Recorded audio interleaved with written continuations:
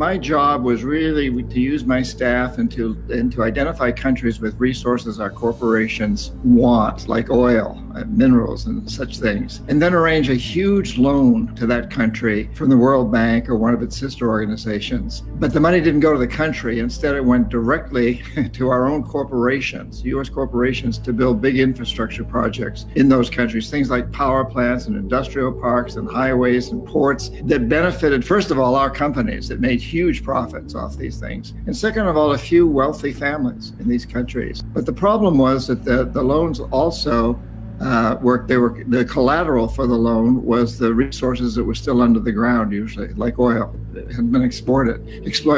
And so the idea was that they would take on these loans, and over time, they would allow our corporations to come in and take their resources. In the meantime, they had to pay off interest on the loans. And so most of the people in the country suffered terribly. Money was diverted from education, healthcare, and other social services to pay off the interest. So we'd go back in, usually under the guise of the International Monetary Fund policing organization, and say, okay, so you're not paying off your loan, so you sell your oil real cheap to our corporations without environmental or social regulations. Let the United States build a military base on your soil.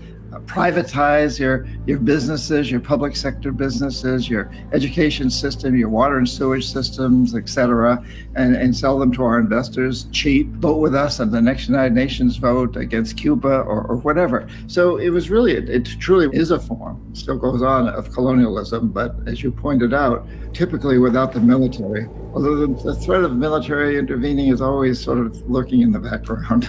So what happens when a country you're going after can't pay its debts? You elaborated on it a little bit, but can you go into a little bit more detail?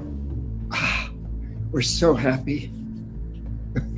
We're just so happy because the IMF goes in and restructures the loan.